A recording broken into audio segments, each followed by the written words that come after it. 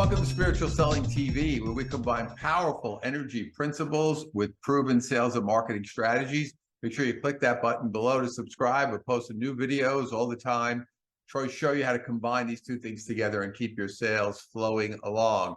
So one of the things, I'm one of these people that little things bother me because I know little things make a big difference. And I go to a gym, and I've moved about a year ago, and I've been going to this specific gym for over a year now. And the manager of the gym is not a friendly guy. Now, that's one of the things that I always concern me a little bit, because I'm saying, why would you put a person like this as the manager? And not that he's a bad person, but he's just not he's not a friendly guy. He's not like a person you would expect in that type of position.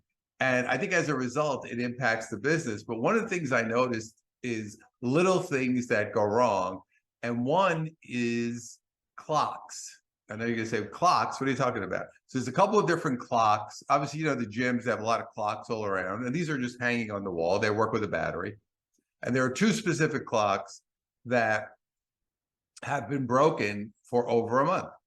And I kind of look at this and I say, what does this tell me about how you're running your operation, when a simple thing like putting a battery in a clock, nobody has noticed this or fixed it for over a month now?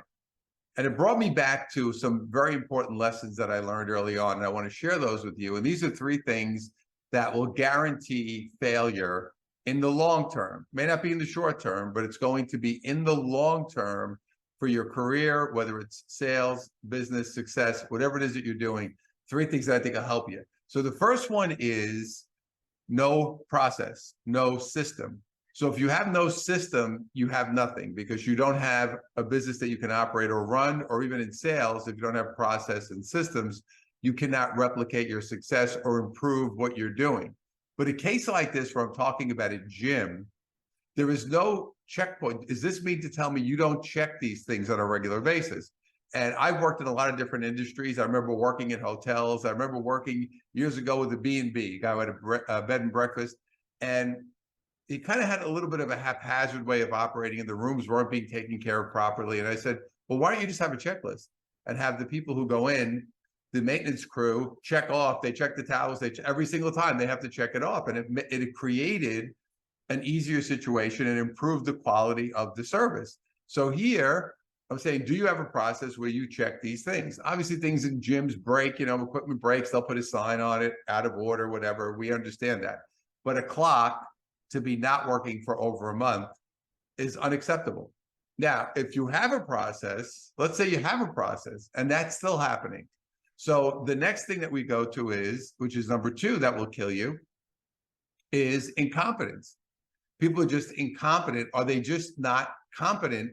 But also, if they're not following the process, they're not just incompetent. It means there's some reason that they're not following through. So your leadership is not strong enough for them to do what they're supposed to be doing. So that's the second one. So number two, incompetence.